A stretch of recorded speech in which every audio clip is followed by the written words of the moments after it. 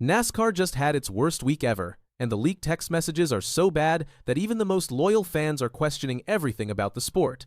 What came out is going to change NASCAR forever.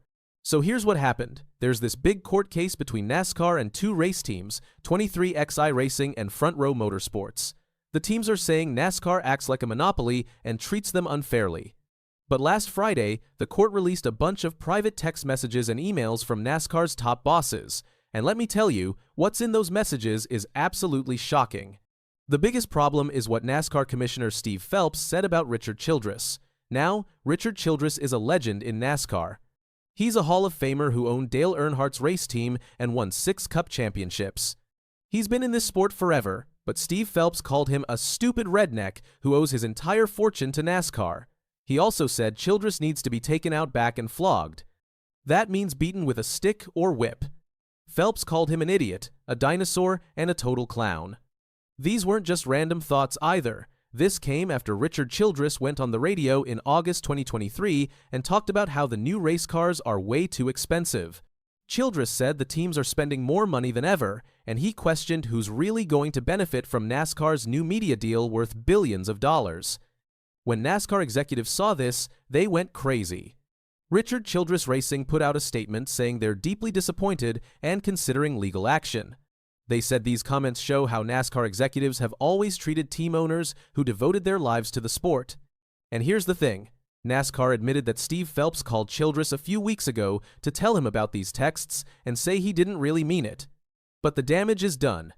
You can't say those things about someone and then just apologize when you get caught. But it gets even worse. NASCAR's top guys were also scared of a racing series called SRX. This was Tony Stewart's series that ran short track races for just 2 years from 2021 to 2023. It was small, only about 6 races each summer, but NASCAR was absolutely terrified of it. When Denny Hamlin said he was going to race in SRX in 2023, Steve O'Donnell texted Steve Phelps saying, "This is NASCAR. Pure and simple. Enough. We need legal to take a shot at this." And Phelps responded, "These guys are just plain stupid. Need to put a knife in this trash series." Think about that. NASCAR's president wanted to kill a small racing series just because some of their drivers wanted to race there on their days off. They felt threatened by 6 races a year on Thursday nights. One text even admitted that SRX was getting better TV ratings than NASCAR's Xfinity and Truck Series. The funny part is that NASCAR being scared of SRX actually helped fans. Because NASCAR was worried that SRX would work with Dale Earnhardt Jr. and go to tracks like North Wilkesboro and Bowman Gray first, NASCAR rushed to bring racing back to those historic tracks. So even though SRX only lasted 2 years, it forced NASCAR to do something good for the fans. Now let's talk about the internal problems at 23XI Racing. This is Denny Hamlin and Michael Jordan's race team. And it turns out that 2 executives at the team were talking badly about Denny Hamlin behind his back for months or maybe years. Eugene Mason called Denny Hamlin a child in emails. The messages showed that Denny felt like nobody at his own team respected his opinion. Instead of talking to him like adults, these executives were mocking him when he wasn't around.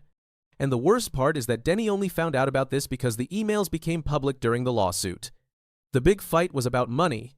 Curtis Polk complained that Denny likes to throw money at everything without being smart about it. But Denny wasn't trying to waste money.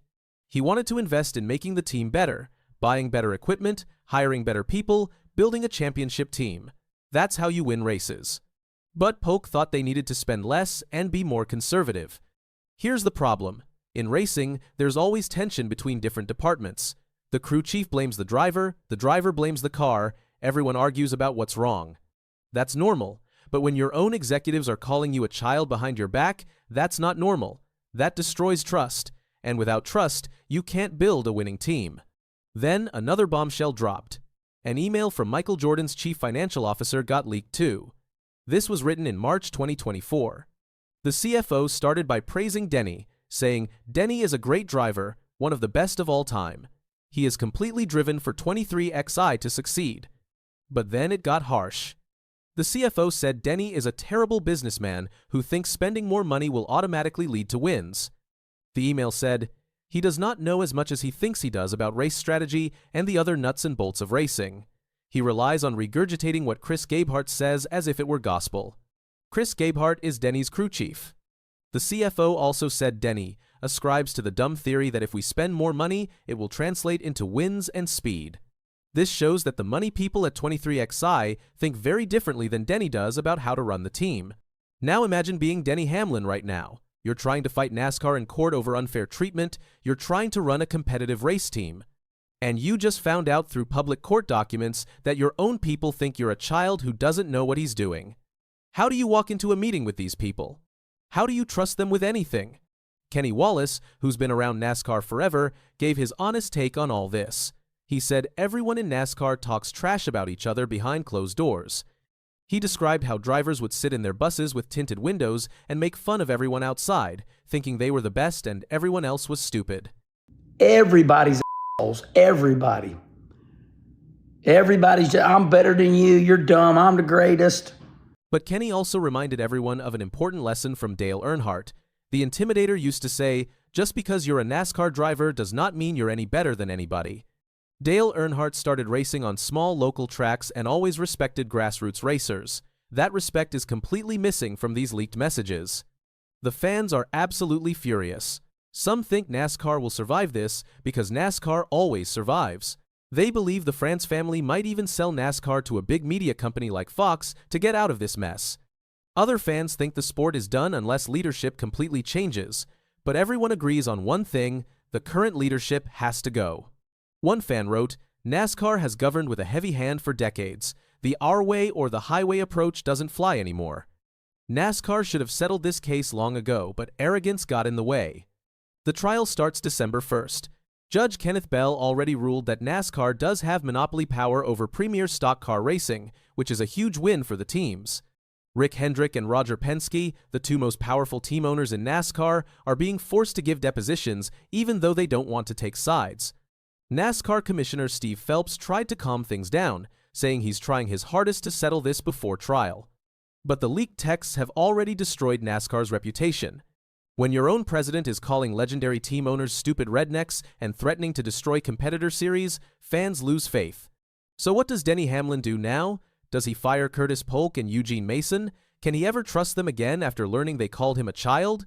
The internal problems at 23XI might be just as big as the legal battle with NASCAR. All of that pent-up frustration, animosity, has finally spilled out into the public. NASCAR and 23XI Front Row clashed. A federal courtroom in Charlotte just became ground zero for the biggest fight in NASCAR history.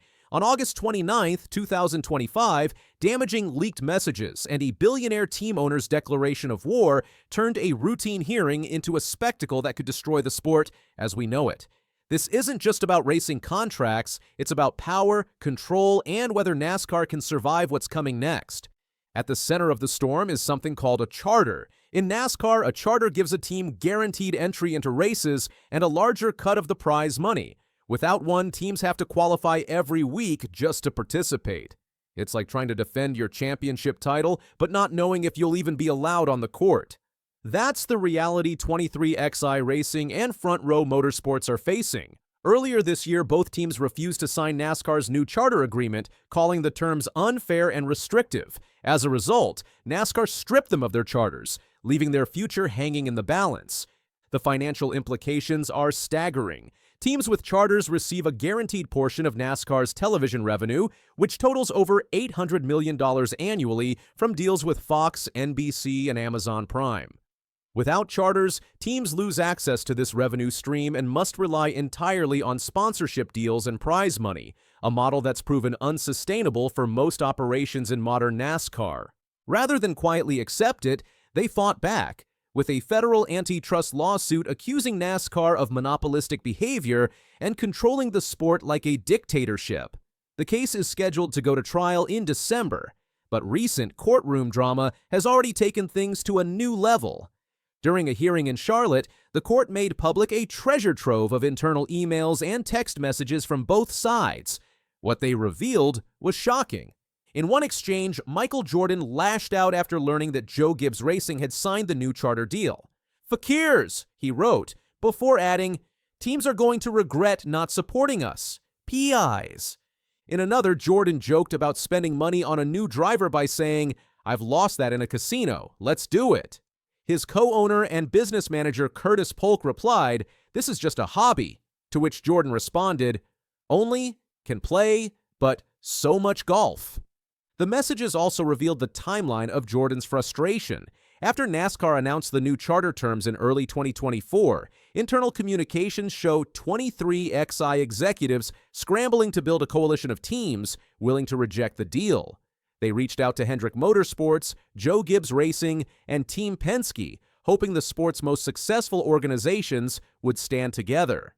Instead, one by one, each powerhouse team quietly signed, leaving 23 XY and Front Row isolated. But the 23 XI camp wasn't the only side throwing verbal punches. In one particularly chilling message, Steve Laletta, president of 23 XY, wrote that Jim France dying is probably the answer to getting fair charter terms, referring to NASCAR's CEO and a member of the France family that has owned the sport since its inception. Meanwhile, Denny Hamlin, Jordan's co-owner and driver, admitted in another message that his despise for the France family runs deep. The texts from NASCAR officials were equally explosive. President Steve O'Donnell described an earlier version of the charter agreement as one that would return the sport to its tiny southern roots, calling it dictatorship, motorsport, redneck, tiny sport. He wasn't praising it, he was venting his frustration. Commissioner Steve Phelps added that teams were being offered 0 wins in negotiations and that their only choice was to sign it or lose their charters. Behind the scenes, NASCAR executives were strategizing hard, discussing how to shut down any attempt by teams to launch a rival racing series. This included locking up all the major tracks and using IP restrictions in the new next-gen cars to prevent them from being raced outside NASCAR. It's a scorched earth strategy that reveals NASCAR's stranglehold on every aspect of stock car racing infrastructure. What makes this particularly damaging is NASCAR's public image versus private reality. For years, the organization has promoted itself as supporting team owners and drivers, emphasizing partnership and collaboration. The leaked messages expose a different mentality entirely, one where teams are viewed as expendable and dissent is met with threats rather than negotiation. Through all of this, Jordan has remained publicly defiant. In a rare courtroom appearance, he told reporters, "Even though they try to point out that we made some money, we had a successful business, that's not the point. The point is that the sport itself needs to continually change for the better, for the fans, the teams, and for NASCAR too." He added, "If I have to fight this to the end, for the betterment of the sport, I will do that." Inside the courtroom, U.S. District Judge Kenneth Bell issued a stern warning. "Everybody is going to get hurt if this thing goes a certain way," he said. "If either party feels certain they are going to win, they're wrong." Bell, who's been overseeing the case for months, knows what's at stake. If NASCAR loses, the charter system might be forced into a complete overhaul. They might even have to sell off assets, including racetracks or entire racing series, just to stay compliant with antitrust laws. And if Jordan's side loses, then 23 XI and Front Row may be done permanently. Without their charters, they lose their place in the sport, and with it, their sponsors, their drivers, and their shot at competing on the highest level. Tyler Reddick, one of 23 XI's stars, has a clause in his contract that allows him to walk away if his car isn't chartered, and he's not the only one. The ripple effects extend beyond just these two teams. Other team owners are watching nervously, knowing that if NASCAR can strip charters from Jordan and Front Row without consequence, no one is safe. Meanwhile, drivers throughout the garage are questioning their own contract security, and sponsors are reevaluating their investments in a sport that might look completely different in 6 months. Even now, while tensions are boiling over, the fallout is already impacting races. Both Bubba Wallace and Tyler Reddick made the Cup Series playoffs. Denny Hamlin, driving for Joe Gibbs Racing, is in too. NASCAR continues to insist that teams who refused to sign forfeited their rights, but the leaked messages paint a picture of an organization willing to use any means necessary to maintain control. Judge Bell is expected to rule on a motion next week that could temporarily restore 23 XY and Front Row's charter status through the end of the season. That would stabilize things for now. But the real showdown comes on December 1st, when both sides will go to trial. The stakes couldn't be higher. If Jordan wins, 23 XI survives and could force NASCAR into fundamental changes from charter transparency to track ownership restructuring. If he loses, one of sports' biggest icons walks away from racing entirely. sending a chilling message about NASCAR's future. Michael Jordan's already made his choice. He's staying in the ring, no matter how hot it gets. 60's looking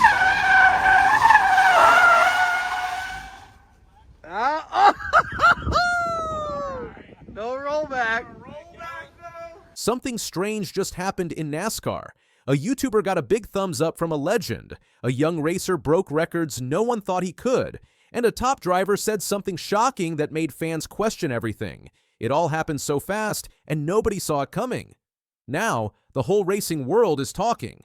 It all started with smoke, speed, and tire-shredding burnouts.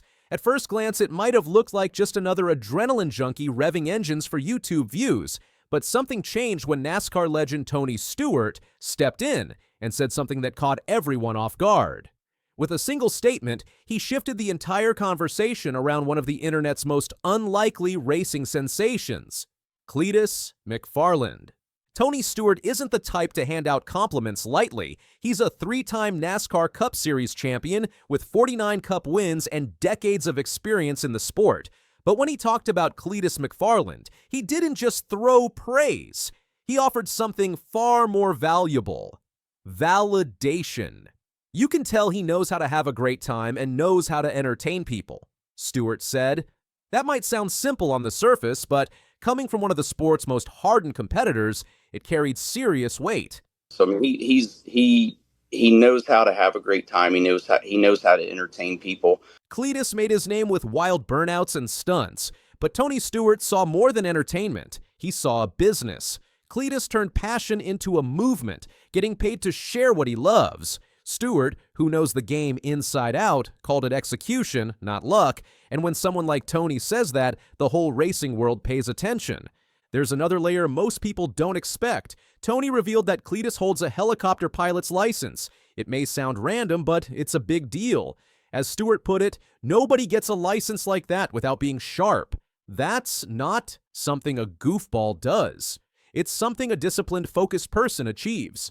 So now Cletus wasn't just the burnout guy on YouTube, he was suddenly being seen as intelligent, technical, and serious. And when someone who owns teams and runs businesses says that about you, people listen. Keep in mind, this guy has pilot's license. He's got his helicopter pilot's license. You aren't going to be a dumbass and do things. Then came the racing, real racing.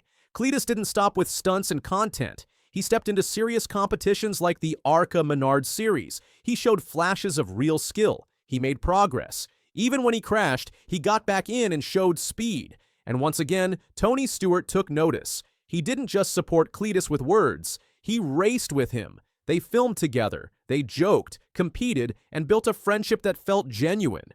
When Tony Stewart starts hanging out with you, it's not just for laughs. It's because he sees something real. The respect Tony showed opened new doors. When one of the sport's legends backs a rising name, others start to look closer. Cletus transformed from a content creator into a legitimate driver in the eyes of many. His Freedom 500 events, collaborations with top racers, and growing fan base all became proof that this wasn't a gimmick. It was a new kind of racing culture, powered by personality, authenticity, and grassroots excitement. And what Tony did was more than just a compliment. It was a signal to the old guard, a way of saying that the new generation isn't here to replace tradition, they're here to expand it.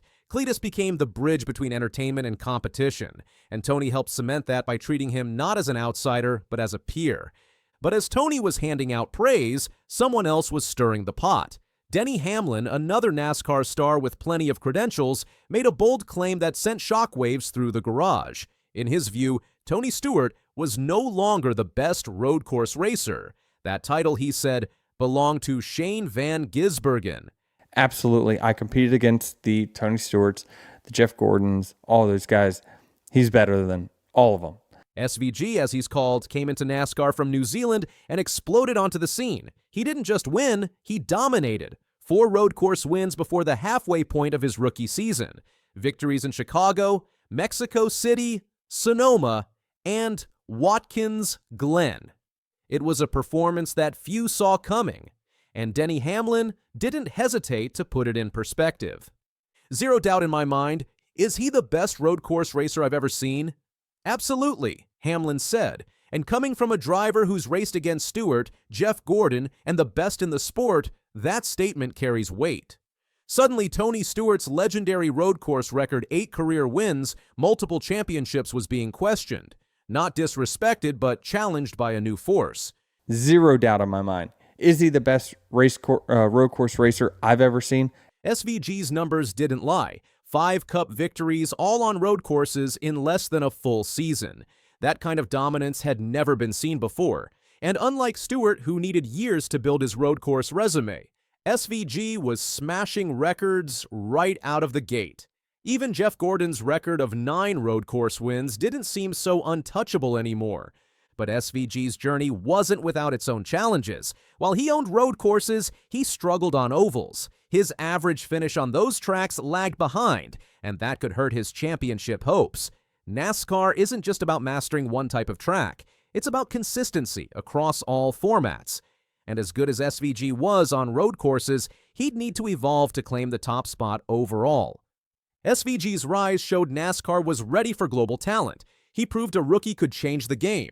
Then came Connor Zilisch. At only 19, he became the youngest to win 3 straight Xfinity races. His win at Indy also gave JR Motorsports its 100th victory, a milestone that made the whole sport take notice. Zilisch didn't sneak his way to the top.